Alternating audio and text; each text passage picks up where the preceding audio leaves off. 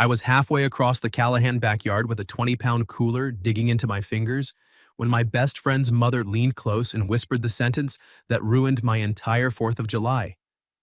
"She's been practicing your last name." I nearly dropped the cooler on my own foot. Across the yard, Ava Callahan stood under a string of red, white, and blue paper lanterns, laughing at something her uncle said, while smoke from the grill curled behind her like a movie scene. She had her hair pinned up badly, which meant she'd done it herself in a hurry, and one loose strand kept slipping against her cheek. I had known Ava for 11 years. I knew she hated mustard but put it on burgers when she was nervous, because she thought it made her seem easygoing. I knew she cried every time the old golden retriever in those dog food commercials found his way home. I knew she kept a tire gauge in her glove compartment, but had never once used it correctly. I did not know she had been practicing my last name. My name is Ethan Walker. I was 29 years old that summer, old enough to know better than to fall in love with my best friend, and apparently young enough to still be stupid about it. I ran a small marine repair shop 2 towns over, the kind of place where people brought boats they swore had just one little problem. Right before I discovered a raccoon had moved into the wiring, my life was simple. Grease under my nails, coffee too late in the day, rent paid mostly on time. Ava was not simple. She taught 3rd grade, could organize 28 8-year-olds with one raised eyebrow, and somehow still lost her keys twice a week. She was warm in a way that made people confess things near her.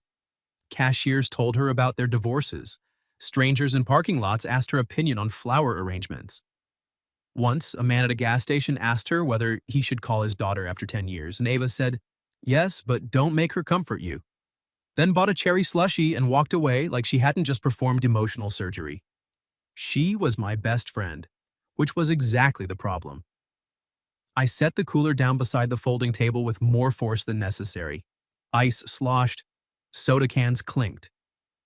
Mrs. Callahan, whose first name was Denise but who had terrified me since I was 18, gave me a look over the top of her sunglasses. "You heard me," she said. "I'm choosing not to." "That's cowardly. That's survival." She smiled like she had just caught a fish. "Ethan Walker, don't pretend you haven't been looking at my daughter like she's the last open parking spot at the beach." I choked. "Mrs. Callahan." "What?" "I'm old, not blind." "You're not old." "Good recovery, still lying." Behind us, someone lit a string of firecrackers too early, and half the yard yelled at Ava's cousin Brandon for nearly scaring the potato salad into next week. The Callahan family BBQ was a yearly disaster with traditions. Burnt hot dogs, illegal fireworks purchased by men who should have known better, 3 competing playlists, and at least one aunt crying over "God bless America." I had been coming since college. Back then, Ava and I were just 2 broke freshmen in the same campus coffee shop, both pretending we understood the difference between philosophy and sleep deprivation. She borrowed my notes. I borrowed her confidence. Somewhere between all-night study sessions and emergency rides to the airport, we became the kind of friends people assumed had already dated. We hadn't. Not once. Not even during the winter storm sophomore year when the dorm lost power and she fell asleep with her head on my shoulder under the same blanket. Not even at her sister's wedding when she caught the bouquet, turned bright red, and threw it at me like it was evidence. Not even 2 months ago when she showed up at my shop after a terrible day, sat on the floor beside a half-disassembled outboard motor and said, "Sometimes I think you're the only man who doesn't make me tired." I had wanted to say, "That's because I'm in love with you." Instead, I said, "That's the nicest thing anyone said to me near a fuel pump." Because I was brave with engines and useless with Ava. Denise picked up a tray of burger buns and nodded toward the porch. "She changed 3 times before you got here. She always changes 3 times. Not into that dress." I looked again before I could stop myself. Ava wore a blue sundress with tiny white flowers, the kind that looked casual until you realized it fit her like it had been worn ahead of time. The hem moved around her knees when the breeze crossed the yard. She was barefoot in the grass, one hand wrapped around a lemonade, the other gesturing animatedly as she told a story. Then she glanced over. At me. Her smile shifted. Not bigger exactly. Softer. That was the dangerous part about Ava. She could look at me in a crowded backyard and make everything else go quiet. I lifted one hand. She lifted her lemonade in a tiny salute, then mouthed, "You're late." I mouthed back, "Your cooler is heavy." She narrowed her eyes playfully and started across the lawn. Denise leaned close again. "For the record, Walker Callahan sounds ridiculous. Callahan Walker is better. I'm begging you to stop. She wrote both." My stomach did something embarrassing. Ava reached us before I could respond.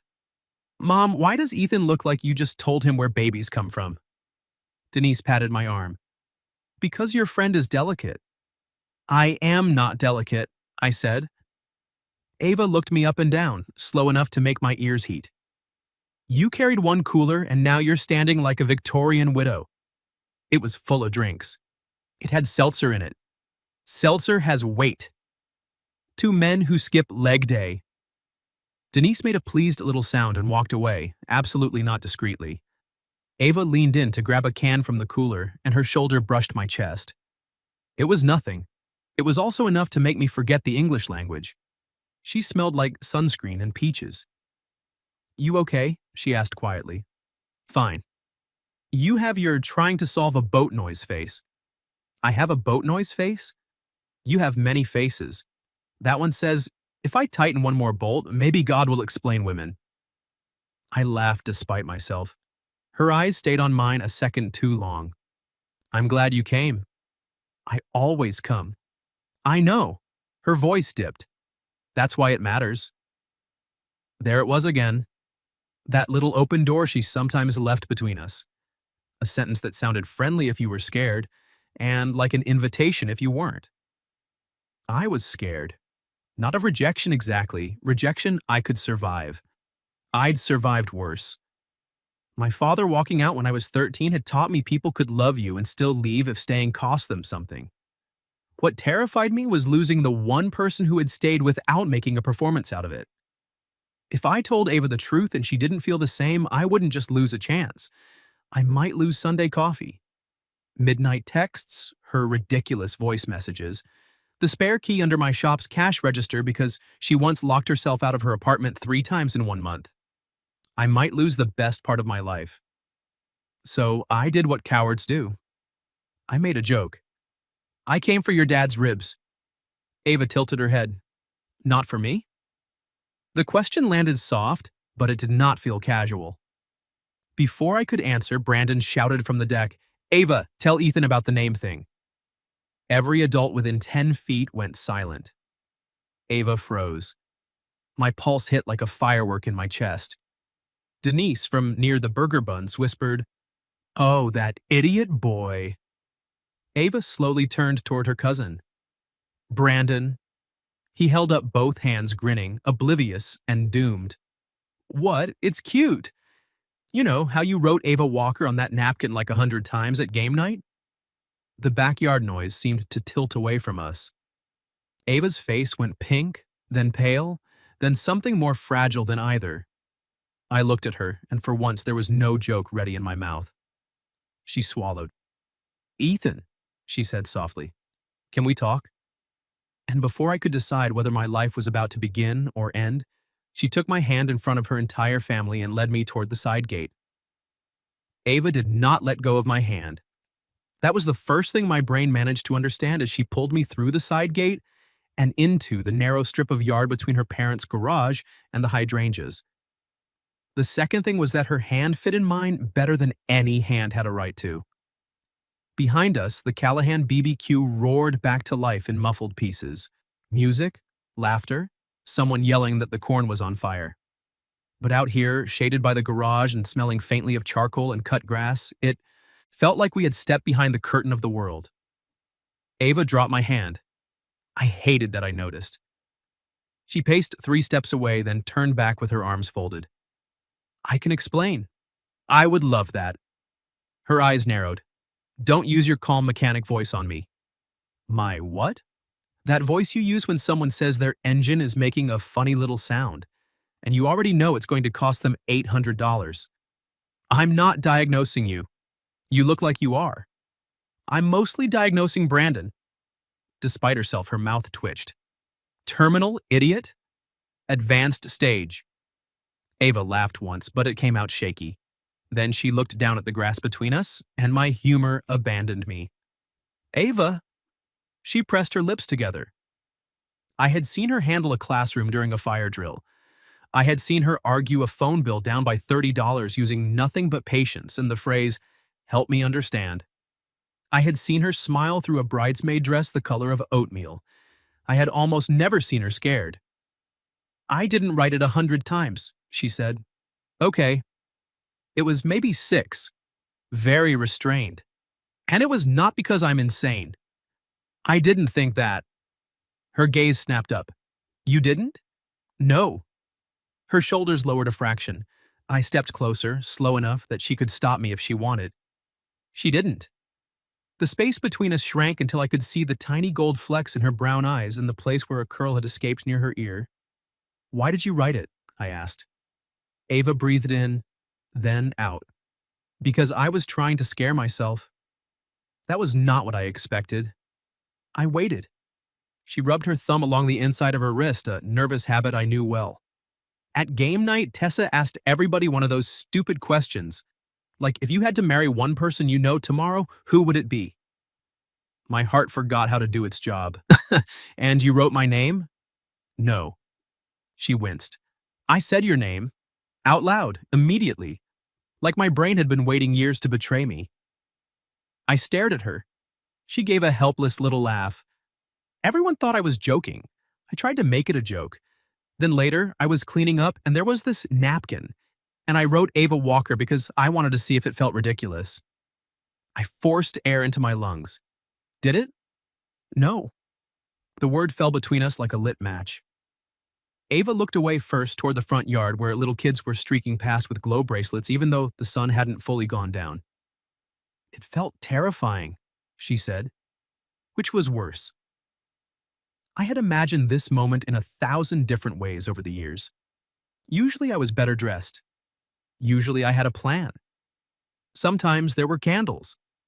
Once, during a particularly pathetic winter, there was a horse-drawn carriage, which was absurd because Ava hated horses and I was mildly allergic to hay. In none of my imaginary versions was I standing beside a garage while her cousin's voice echoed through the siding shouting, "Who wants a hot dog?" But Ava was looking at me like I was the question and the answer, and suddenly I didn't care about the setting. "I've thought about it too," I said. Her face changed. "About my last name?" I took another step closer. "About you." She went very still. I had crossed some invisible line. I could feel it beneath my feet. "For how long?" she asked. I laughed under my breath because the honest answer was ridiculous. "Long enough that if I tell you, you're going to be mad at me." "Try me." "College." Ava blinked. "College? Probably sophomore year." "Sophomore?"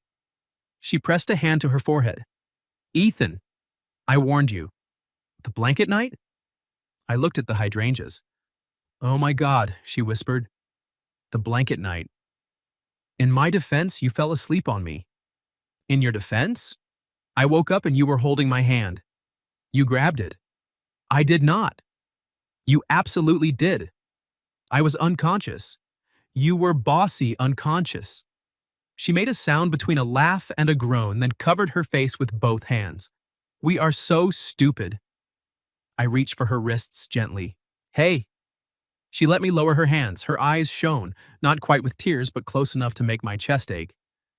"Why didn't you say anything?" she asked.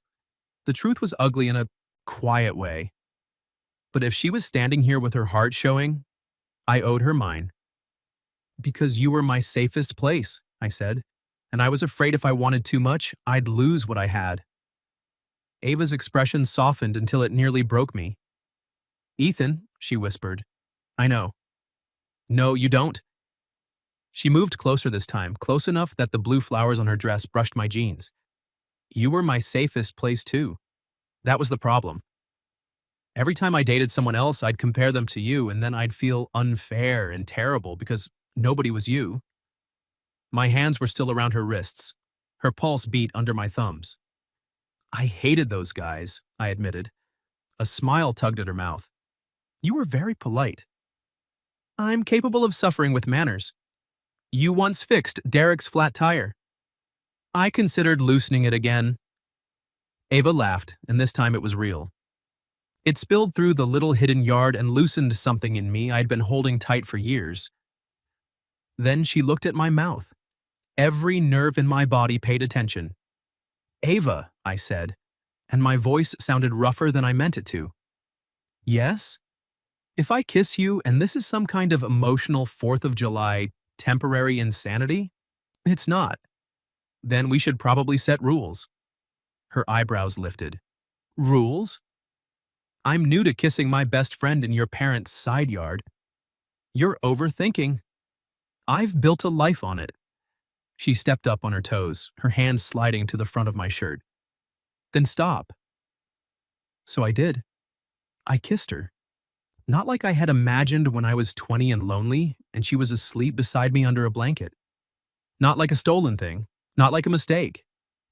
I kissed her slowly, with one hand at her waist and the other brushing the escaped curl from her cheek. She made the smallest sound against my mouth, surprised and relieved, and I felt it all the way through me. Then she kissed me back.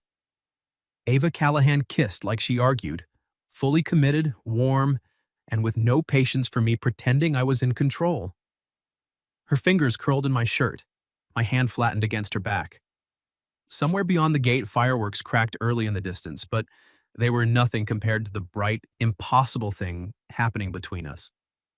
When we finally broke apart, her forehead rested against mine. Well, she breathed. I swallowed. Yeah. I practiced Ava Walker. I heard. But if this goes badly, she said, still breathless, I'm changing my name to something dramatic and moving to Vermont. I'll follow you and fix snowmobiles. Her smile trembled. Don't joke right now. I brushed my thumb along her waist. I'm not. She searched my face. The side gate creaked. We both turned. Denise stood there holding a platter of ribs, trying and failing to look innocent. Sorry, she said. I was just checking whether I should set 2 extra places at the wedding table. Ava closed her eyes. Mom! I should have been embarrassed. Instead, with Ava's hand still gripping my shirt, I started laughing. Denise lasted exactly 4 seconds before pretending to remember she had somewhere else to be. I'm not here, she announced, while very much being there. I saw nothing. I know nothing, except that your father owes me $20.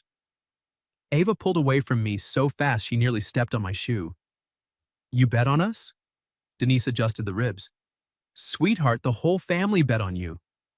The whole family? Not the children. We're not monsters. I leaned one shoulder against the garage and tried not to enjoy myself too visibly. Ava pointed at me. Do not look amused. I'm terrified. You're smiling. That's my fear response. Denise looked between us, her eyes softening beneath all the mischief. For what it's worth, it's about time. Ava's face went red again, but she didn't deny anything. That tiny fact settled into me with ridiculous warmth. Then Denise turned to me. And you? I straightened automatically. Yes, ma'am. If you hurt her, I'll put sugar in your gas tank. Mom, Ava gasped. What? He fixes engines. He'll appreciate the specificity. I won't hurt her, I said. The words came out before I could polish them into something clever. They were plain. They were true. Denise studied me for a beat, then nodded, like I had passed some old family test. Good. Now come eat before your uncles turn the ribs into jerky. She disappeared through the gate. For a second, Ava and I stood there in the quiet, both pretending our mouths weren't still swollen from kissing. Then she looked at me sideways. The whole family? I'm trying to decide if I'm offended no one invited me into the betting pool. You would have bet against us. I would have bet on you figuring it out first.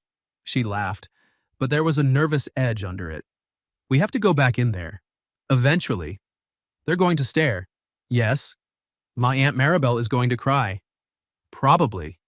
My dad is going to do that thing where he acts normal but grips your shoulder hard enough to change your height. I'll bend my knees. Ava smiled, then reached for my hand again. This time, she threaded her fingers through mine deliberately. My chest tightened. It wasn't a kiss. It wasn't dramatic. But somehow in that moment it felt bigger. Like she was choosing to be seen with me. Like she was done hiding in napkins and almost questions. Ready? She asked. No. Me neither. We went anyway. The backyard noticed us instantly. Not because anyone shouted. That would have been kinder. No, the Callahans did something much worse. They all got quiet in waves. First the table near the grill, then the cousins by the cooler, then Aunt Maribel, who took one look at our joined hands and pressed both palms to her chest as if she'd personally arranged the marriage in 1872. Brandon stood by the chips, looking guilty for the first time in his life. Ava's grip tightened. I squeezed back. Her father, Frank Callahan, stood at the grill with tongs in one hand and an expression carved from granite. I had known Frank for years. He had taught me how to patch drywall, loaned me a ladder, and once told me I was not entirely useless, which from him was practically a sonnet. His gaze dropped to our hands, then he looked at me. Burger? He asked. The entire yard exhaled. Yes, sir, I said. Thank you. He flipped a patty onto a bun and handed it over. Then, exactly as predicted, he gripped my shoulder with enough force to realign my spine. Don't be dumb, he said quietly. I'll do my best. Do better than that. Yes, sir. Ava leaned into my side to hide her laugh, and the feel of her there, warm, solid, willingly close, nearly undid me. For the next hour, the BBQ became a strange combination of celebration and interrogation. Aunt Maribel cried. Brandon apologized with a paper plate piled so high with brownies it looked like a legal settlement. Ava's little cousins asked if we were boyfriend-girlfriend now, and Ava, to my complete shock, looked at me before answering. Well, she said. In front of a half-dozen children, 3 adults pretending not to listen, and one elderly neighbor wearing star-shaped sunglasses, I felt my ears burn. Are you asking me? I said. I'm giving you a chance to be romantic. That seems unfair with this many witnesses. You kissed me behind a garage. Your standards aren't that high. The kids giggled. I turned to them with as much dignity as a man holding a ketchup-dripping burger could manage. Yes, if she'll have me. Ava's smile went soft in that dangerous way again. I'll have him, she said. A cheer broke out from the cousin table. Someone clapped. Aunt Maribel made a sound like a tea kettle, and Ava, bold as anything, rose up on her toes and kissed my cheek. Just my cheek. Still, it branded me. Later, when the sky turned bruised purple and the first real fireworks were still half an hour away, Ava tugged me toward the back of the yard, past the shed and through the little gap in the hedges that led to the creek. When we were teenagers, well, when she was a teenager, and I was an awkward college freshman trying to seem more adult than I was, we used to sit on the old wooden footbridge there during parties to escape the noise. Back then, I'd listen to her talk about exams, her parents, her dreams of having a classroom full of books and bright windows. Now the bridge creaked under our feet as we sat side by side, our shoulders touching. The yard glowed behind us with lanterns. Ahead, fireflies blinked over the dark water. Ava rested her head on my shoulder. I went still. She sighed. You can breathe, Ethan. I am breathing. You're doing it like someone gave you instructions in another language. I let out a careful breath, and she laughed softly. For a while, we just sat there. Then she said, Are you scared? I looked down at our hands still tangled between us. Yes. Me too. That comforted me more than it should have. I don't want to mess us up, she said. I know everyone's acting like this is cute and inevitable, but it's us. It's not a movie. If we're careless, we won't be. You don't know that. No, I admitted. But I know how to show up for you. I know how to listen when you're pretending you don't need anything. I know you get quiet when you're hurt, and bossy when you're worried, and mean to board games when you're losing. I am strategic. You threatened a Scrabble tile. It knew what it did. I smiled and turned toward her. I know being with you is worth being scared. Her eyes searched mine in the dim light. Then she reached up and touched my jaw, slowly, like she was testing whether she was allowed. I leaned into her hand. I've loved you for a long time, she whispered. Everything in me stopped. A firework burst somewhere beyond the trees, red light flickering over her face. I had waited years to hear those words in her voice. I had imagined them carelessly, desperately, accidentally, but nothing prepared me for how quiet they were, how brave. I covered her hand with mine. Ava, you don't have to say it back right now. I almost laughed. I've been trying not to say it since I was 20. Her lips parted. I love you, I said. I love you when you're late. I love you when you steal my fries and call it taxation. I love you when you leave teacher stickers on my invoices. I love you so much I turned it into friendship because I didn't know what else to do with it. Her eyes filled. You are so annoying, she whispered. I know. Then she kissed me on the bridge while fireworks cracked open above the trees. This kiss was different from the first. Less surprise. More promise. Her fingers slid into my hair and I pulled her closer until there was no polite space left between us.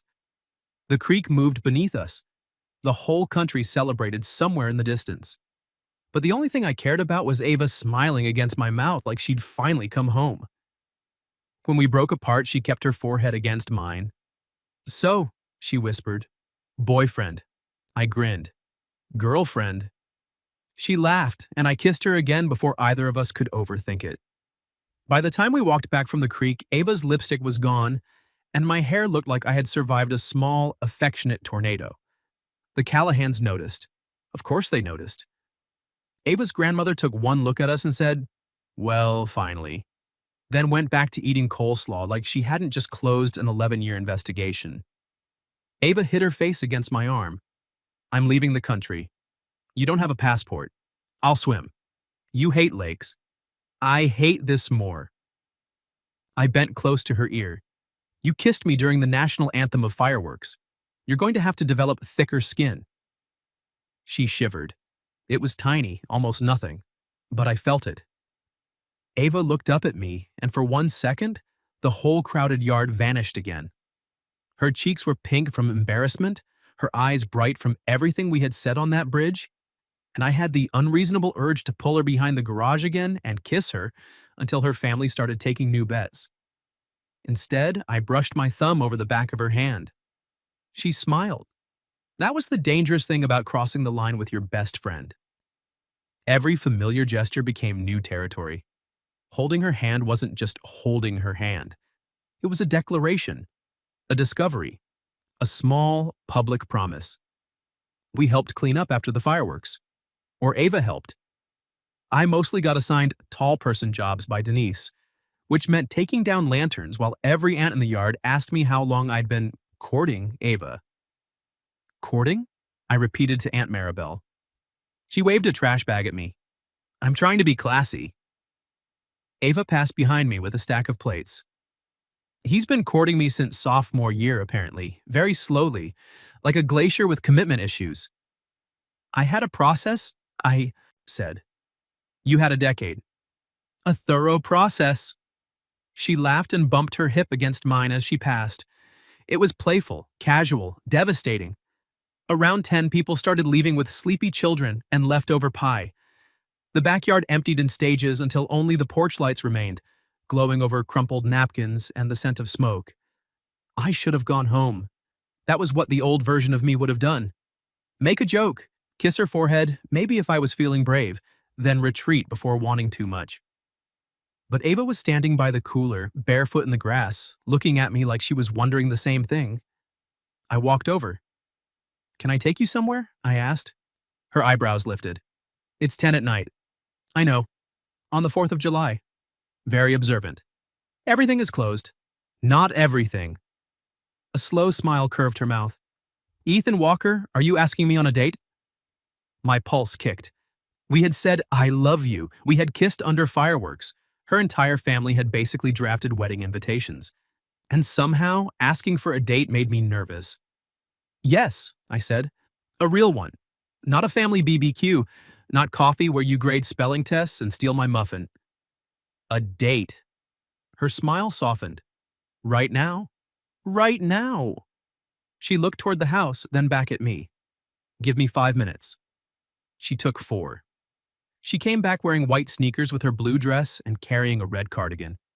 If this date involves a gas station hot dog, I'm reconsidering everything.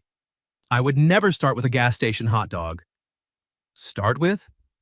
Don't limit our future. She laughed, and I opened the passenger door of my truck for her. She paused before getting in, studying me in the porch light. What? I asked. You've never done that before. Opened a door? For me. I rubbed the back of my neck. Too much? No.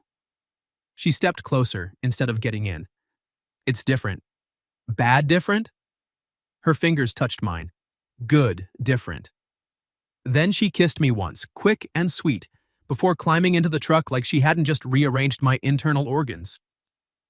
I drove us to Miller's Point, a little overlook above the river where people parked to watch the last illegal fireworks bloom over town.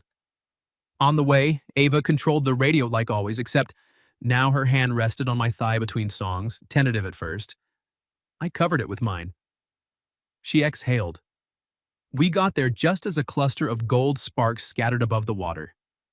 I had packed nothing romantic because I was not a man who had expected his life to change while carrying seltzer. But there was an old blanket behind the seat and a package of slightly melted grocery store cookies from my lunch. Ava stared at the cookies. Wow. I know, luxury. Are these oatmeal raisin? Chocolate chip. She squinted. You're sure? Mostly. She took one and sat beside me on the blanket spread over the truck bed. This is already better than Derek's vineyard date. I fixed his tire and now I'm beating him with suspicious cookies. Excellent. She leaned against my shoulder. You always beat them. The words were soft, but something in them snagged. I looked down. What do you mean? Ava broke a cookie in half, watching crumbs fall onto her dress. Every man I dated had one impossible job. What job? Not being you. The last fireworks reflected in her eyes. The night around us smelled like river water and smoke and sugar. I shifted so I was facing her. Ava, I know we've already said the big things tonight.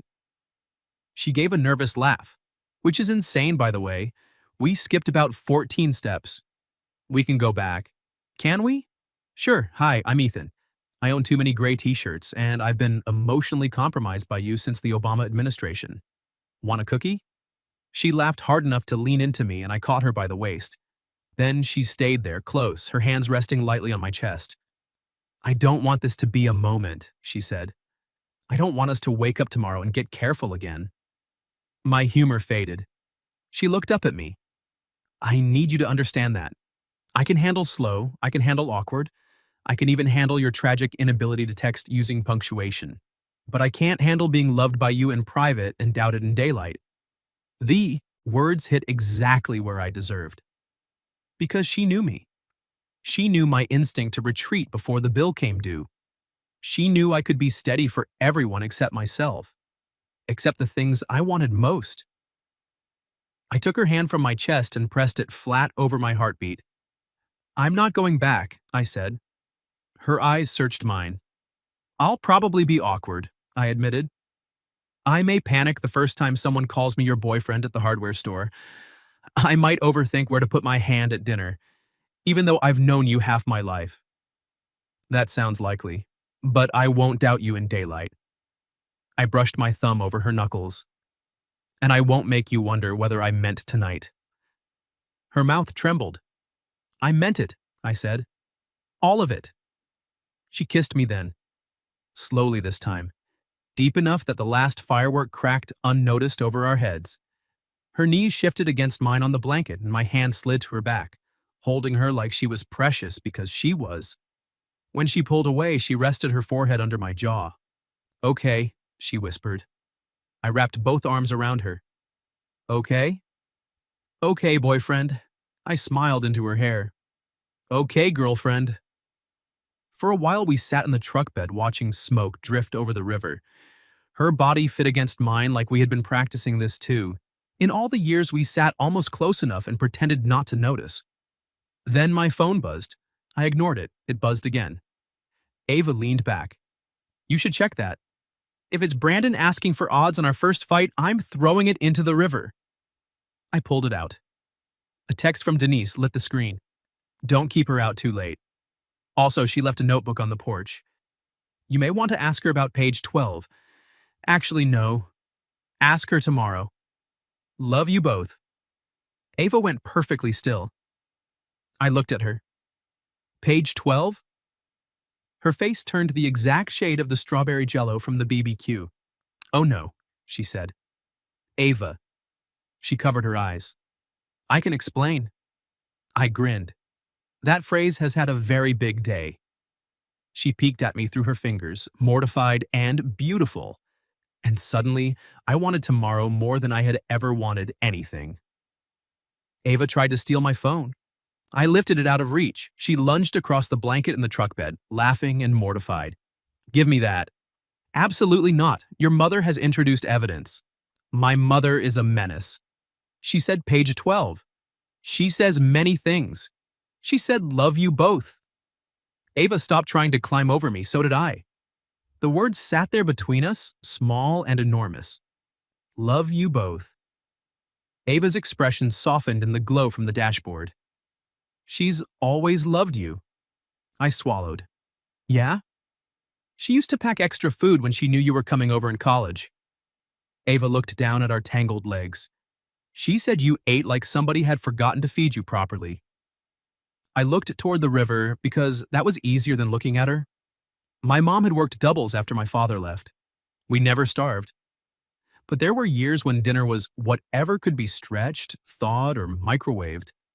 The Callahan house had been the first place where food just appeared in abundance and no one counted how much I took. Ava touched my cheek, turning me back to her. You were never a guest to us, she said. The tenderness in her voice nearly did me in. I kissed her palm. You're really trying to distract me from page 12, she groaned. I was being sincere. I know, it was working. Ethan. Ava. She stared at me for 3 seconds, then surrendered with a dramatic flop against my chest. Fine. Page 12 is a list. What kind of list? A private list. Of crimes? Worse. Men you've compared unfavorably to me? That would be a binder. I laughed, wrapping my arms around her. She buried her face in my shirt. It's a list of things I wanted to do with you if I ever got brave enough. My heart stumbled. I looked down at the top of her head. What things? No. Ava. No, because you'll get that face. What face? The one where you look like I handed you something breakable and you're terrified of dropping it. I went quiet. She was right, of course. Slowly, she lifted her head. See? I don't want to drop it, I said. Her eyes softened. Then don't. So I drove her home. Not because the night was over, but because suddenly tomorrow felt like something we had earned. Denise had left the notebook on the porch swing with a sticky note that said, Behave, which could have meant anything and therefore meant nothing. Ava snatched it up and held it to her chest. You are not reading this. I'm your boyfriend now. I have rights. You have cookie privileges and limited porch access.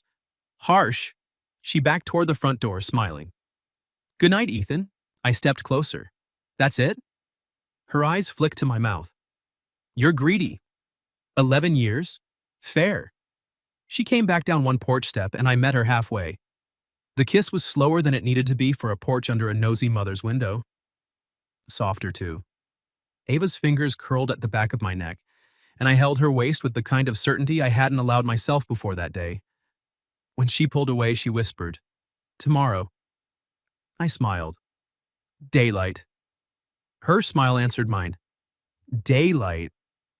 And the next morning, I showed up with coffee, cinnamon rolls, and no exit plan. Ava opened the door in sleep shorts, messy hair, and the expression of a woman who had spent half the night rereading her own embarrassing feelings. You came, she said. I said I would. I know. Her smile trembled. I'm getting used to believing it differently. We sat on her apartment floor because her coffee table was covered in school supplies, and she opened the notebook to page 12 with the caution of someone defusing a bomb. At the top, in Ava's neat teacher handwriting, it said, Things I'd ask Ethan for if I were brave. Underneath were 12 lines. Take me dancing even though neither of us can dance. Hold my hand at the grocery store. Kiss me on New Year's. Let me meet him somewhere as a date, not a friend. Tell me when he's scared instead of making jokes. Stay. I read that last word twice. Then I closed the notebook carefully and pulled her into my lap. I can do those, I said. Her eyes shone. All of them? Especially the last one. We were not perfect after that. Nobody who has known each other that long steps into love without tripping over old habits. The first time I got scared, I did make jokes. The first time she got hurt, she got quiet.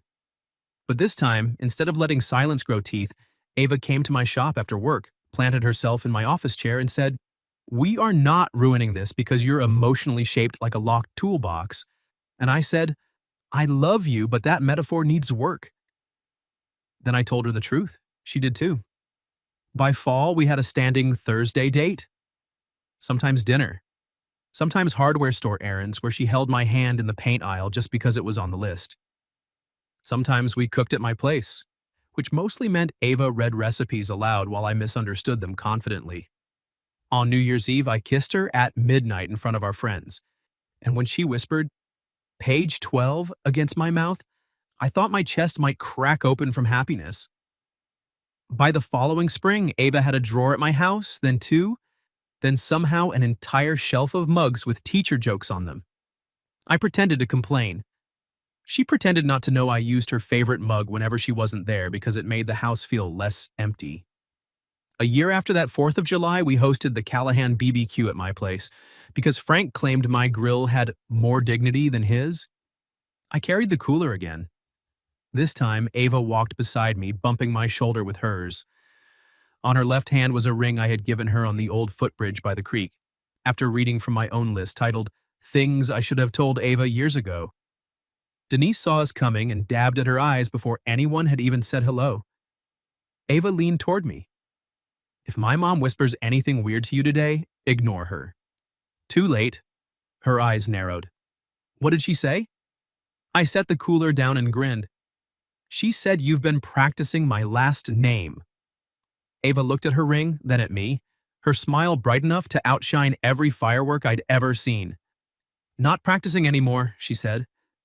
Then Ava Walker, almost officially beautifully, rose on her toes and kissed me in the middle of the backyard, with her family cheering around us and the summer sky opening wide overhead. What would you have done if you carried a cooler into your best friend's family BBQ and her mom whispered that she'd been practicing your last name? Have you ever experienced something similar? Tell me your story in the comments. If you like this one, leave a like, subscribe, and I'll see you in the next video.